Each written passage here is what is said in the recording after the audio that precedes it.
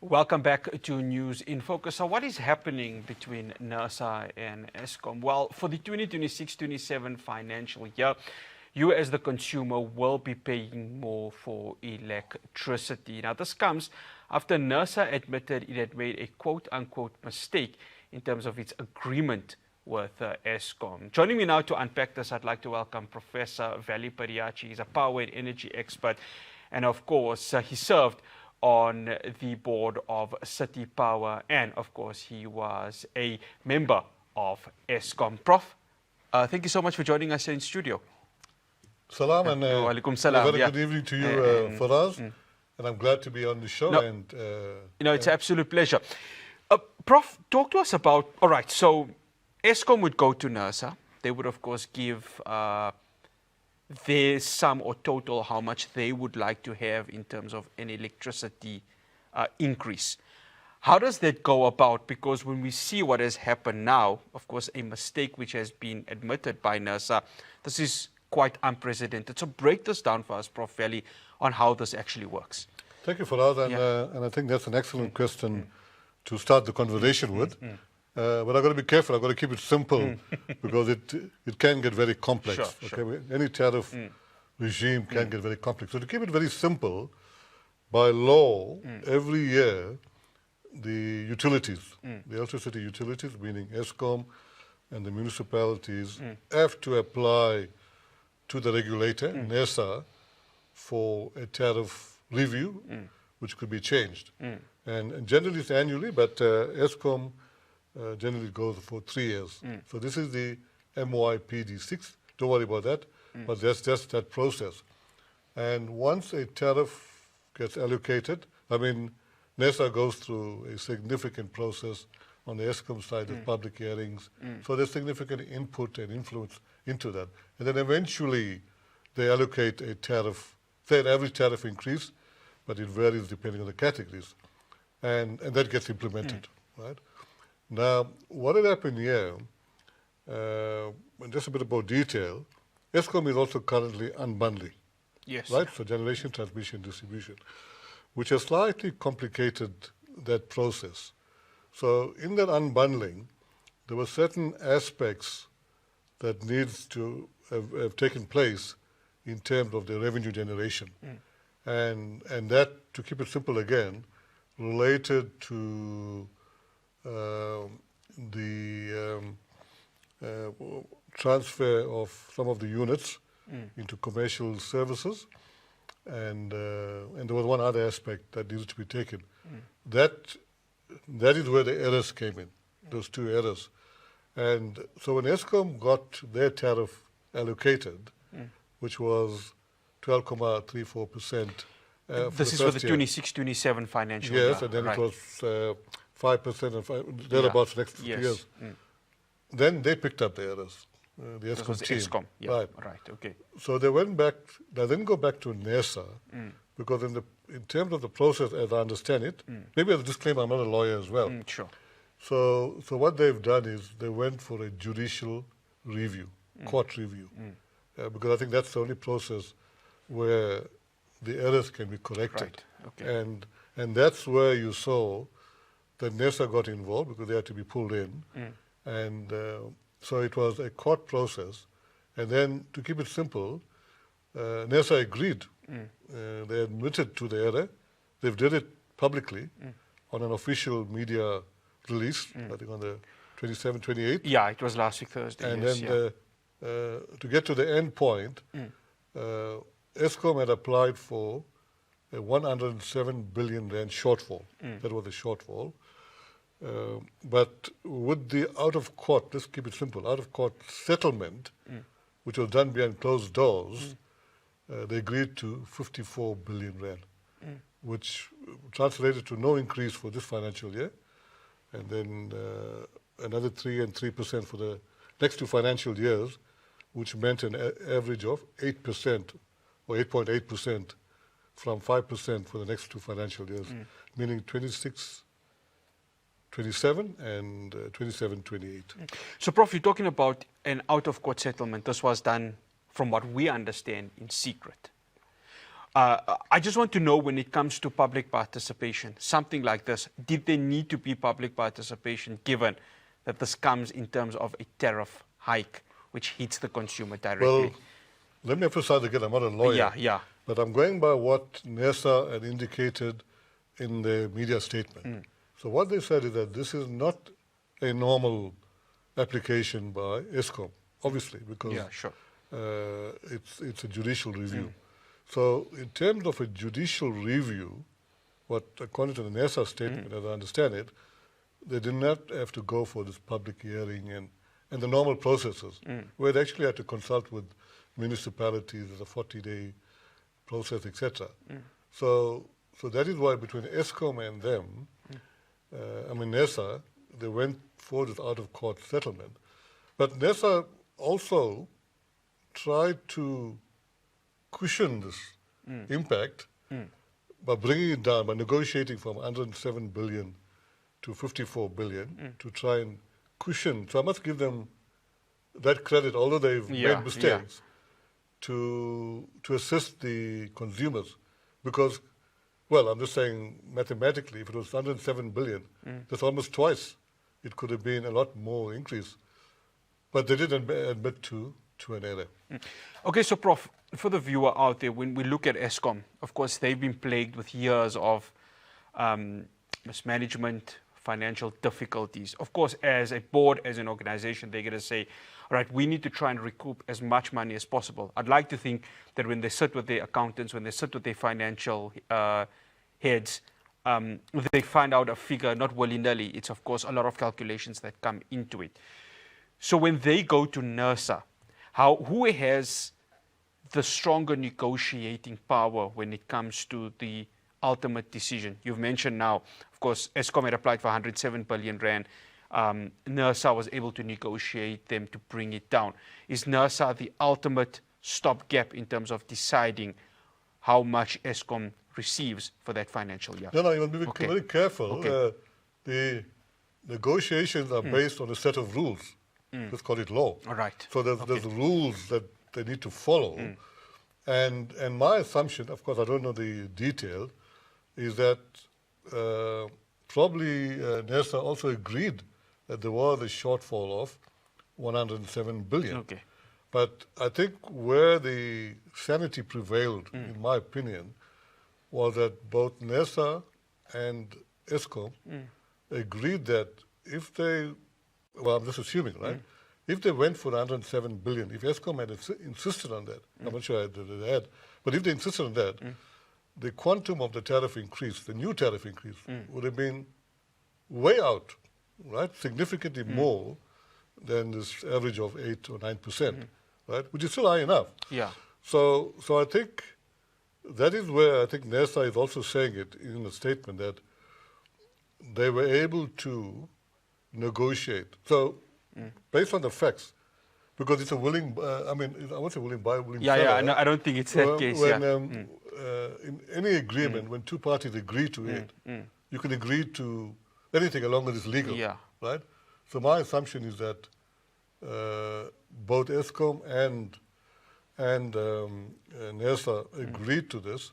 Now, what I'm not sure from the statement as well, because the final sign-off had to be signed off by the judge, the court. It's a court process. Of course, So I'm not sure whether that statement was post the judge having signed it off, because all of that was subject to the court, meaning the judge had to agree, because it's what? A court process. Court process. And then where do the councils then get involved in this, Prof. Padayachee? Because at the end of the day, the consumer buys the electricity from the council, whether it's prepaid or it's obviously on a month-to-month basis through accounts. Because ultimately, that's where you as the consumer will go ahead and actually buy the electricity. So where do they fit into this whole thing in terms of consultations? When you say council, for clarity, it's a municipal council. Yeah, municipal council, yes, right. Yeah.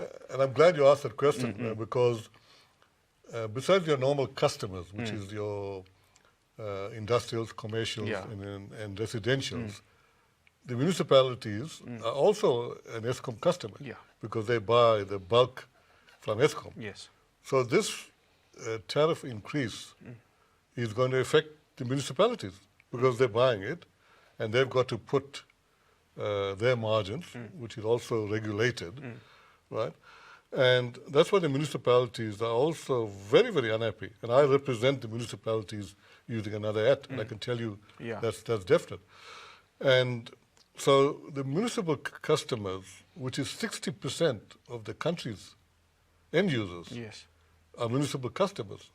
So they will also be burdened by this, let's call it new increase, right? And now the debate is, although NERSA has indicated that there was a judicial process and they followed that process, the debate is whether the normal process should have been followed. I mean, we talked about it, whether the public should have been consulted. So I think the legal teams of those stakeholders would most definitely be looking at that, because the impact to the end-use customer is huge for us. I want you to keep in mind, or in thought, Prof, public participation, because that's where we're going to leave off when we do come back from this break. I'm in conversation with Professor Vally Padayachee. Do stay tuned.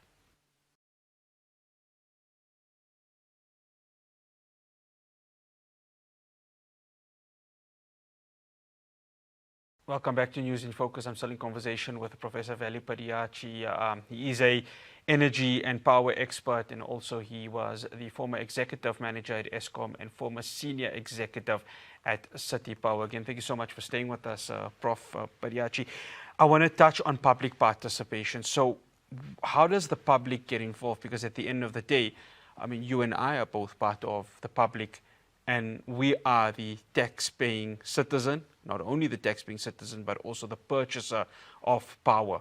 Talk to us about that, because if you are a citizen of the country, if you are the public, you're looking at these rates for the 2026-27 financial year, and you're probably asking yourself, there's more pain that's going to hit our pockets in terms of paying for power.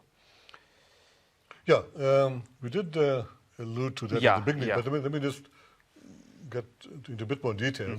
As I say, in terms of the normal tariff application process, whether it's Eskom or municipality, there would be part of the process, part of the NERSA process would be a public participation process.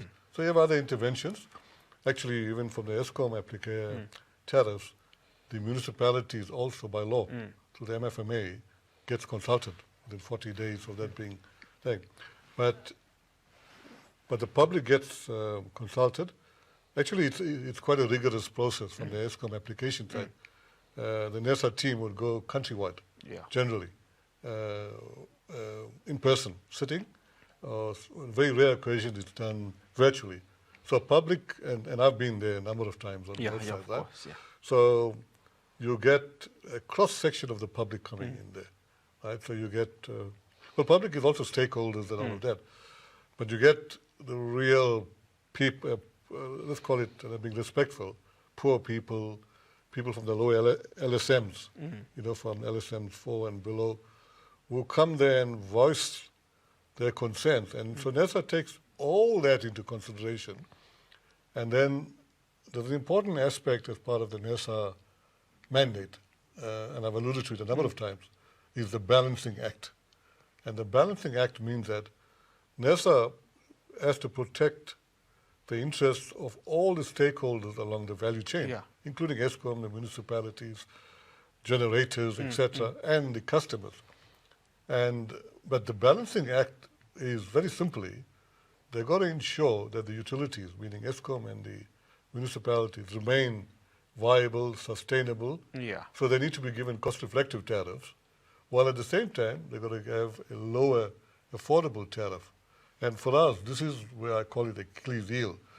In terms of the balancing act, NERSA has always defaulted or devolved to a lower than, to a very low affordable tariff, which is lower than the cost-reflective tariffs that Eskom and the Munichs would have got to keep themselves viable. So Prof, speaking on that, if the public out there maybe are critics of NERSA, by just judging what you're saying right now, and again, I don't want to be seemingly this to be taken out of context, but it seems as if NERSA has, in many a time, acted in the interests of the public, if I stand to be corrected. No, in fact, Yeah. you're absolutely correct, and NERSA has played open cards on that. What they said is that, I know I've been in some of the discussions when I was still in the utilities, was that yes, we agree that this is your cost-reflective tariffs, right? Because they go through an integration process. Sure, of course, yeah. And they say, then they say, but unfortunately, we can't give you that, not in so many words, but they'll say, we can't give you that tariff because it's too high. It's unaffordable. I know, yeah. So they would default to an affordable tariff, which has happened for many, many years. And unfortunately, in the early years, in the early 90s, early 2000s, when I was still in the utilities, it was fine because the cost-reflective tariff and the affordable tariff were very close to each other. Yeah. So when NERSA gave you an affordable tariff, there was no hassles. But then the curves started moving apart, cost-reflective and the affordable tariff. And that is, in my opinion, one of the main issues of the challenges we're having in the electricity sector now. Because Eskom and the Munichs are not getting the cost-reflective tariffs. So their business is at risk of going totally bankrupt. And yet, there's an affordable tariff which they get. But the point is, it's an untenable situation, right? And this problem cannot be solved by Eskom and the municipalities alone. Both government and the regulator has to come to the party. It's not an easy task, because there has to be a middle road somewhere. Yeah, of course, yeah. Where there's a simultaneous harmonization of the cost-reflective tariff and the affordable tariff. So I'm repeating, where Eskom and the Munichs continue to remain viable, and the end-use customer gets an affordable tariff, and Eskom and the Munichs are still able to supply a top-notch service, not a top-notch, an acceptable service to the end-use customer, and not run the risk of going bankrupt. Prof, you mentioned role players that need to get involved. Private sector. How do they get involved in this? Is it as simple as them coming in and electricity is going to be cheaper? I know that's obviously a pipe dream, but how do they get involved in trying to not only ease the burden on Eskom, but allow for there to be a simultaneous flow of electricity? How do they get involved in this? Well, I'm glad you asked that question because private sector gets involved in a number of ways, right? So the first obvious way is that they play a significant role in the public hearings. You'll find that the private sector comes there from different stakeholder bodies, and they make their views felt, right? Then, since the creation of the NERCOM by the President of the National Electricity Crisis Committee in 2022, and I've been assisting that committee since then, the private sector has been brought into, let's call it the mix, right? And through the NERCOM, lots of the bottlenecks have been removed, legislation-wise, etc. So I must compliment the NERCOM for that. And so what has happened now, just to keep it simple, we need tons of electrons, new electrons, to stop load shedding, which has happened, thank God for that, or you save. So that's what happened. So the private sector, through renewables, mainly renewables, are coming onto the grid, right? Significantly, but not as fast as we would like, because this is a very asset-intensive, capital-intensive sector. So lots of them have been awarded contracts, but they couldn't close it financially, etc. But they're doing well. But the other aspect is where we've done quite well, which the presidency has been driving it, is to bring on small generators, rooftop generators. Sort of solar playing a huge role in that, and to bring in the small prosumers onto the grid. And in that, we've got about 6,000 megawatts. So from that point of view, that's where the private sector has come to the party. So I would argue that the load shedding that we've stopped now, the private sector has also contributed to that, and also the prosumers. Okay. Prof, 3.4% for 2026-2027, and then that which was supposed to be a 8.76, and then 2.63 percentage points for the 2027-28. The consumers obviously, and many of them watching this interview are saying, okay, we're going to be heavily hurt by this. And I guess every consumer has the right to feel this way. What does this mean in terms of, and we spoke about this off air, Prof, energy insecurity, which is probably happening right now, or energy poverty.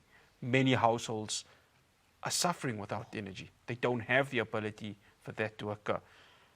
Come 2028, Prof, I mean, are we going to be having a discussion where we see more and more South Africans being deprived of something which is enshrined in our constitution?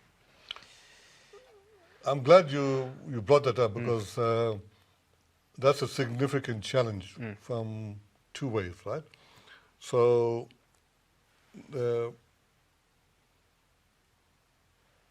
arguably, in my opinion, I think we're already there in terms of energy poverty, meaning that you'll find in households there's an electricity connection, but the household is not using it, or maybe not using it fully because it's too expensive, right? So they're not using it mainly for eating, H-E-A-T-I-N-G, and cooking, etc., because it's too expensive. That's the one, and then they're using it probably for the kids' projects and lighting, etc., right?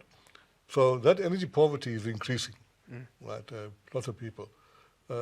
I can just quote an anecdote. Over the last 30 years, I've been traveling countrywide, power stations, all of that, and I've seen the use of biomass cooking and eating drop. Yes, because you can judge it from the chimney smoke when you drive. And I say it with respect, past the townships, etc. Now, the last few years, couple of years, when I drive, I see that the smoke is back on the chimneys. So it says to me that people are going back to biomass. A lot of it's health hazardous. All of that. Also, yeah. So that's the unfortunate thing. The other challenge you'll see, besides energy poverty, is people who can afford it will go off the grid. Even the small householder, right? But having said that, it's the cost of even a small solar PV installation is expensive. Yeah, of course. The ordinary layman, even again with respect, can't afford that. So they're also caught between a rock and a hard space. Yeah. Right? Prof, I've got 30 seconds with you just to wrap it up. So what I'm saying is that, but the industrials and commercials may not go off the grid completely at 100% because they'll need a backup supply when the sun doesn't shine and the wind doesn't blow. So they'll be forced to stay on the grid, but they may have supplementary backup supplies, which is going to drop the revenue streams for both the municipalities and Eskom. Prof, absolute pleasure having you on. Thank you so much for joining us here on News in Focus on Hilaal TV. My pleasure. Yeah. My pleasure. That's Professor Vally Padayachee joining us here to, of course, discuss the Nersa and Eskom agreement, or the out-of-court agreement, which was kept secret, quote unquote, with regards to that. Well, that's all we have for you here on News in Focus. If you've missed today's episode, be sure to catch it on our YouTube channel. Assalamu alaikum wa rahmatullahi wa barakatuh.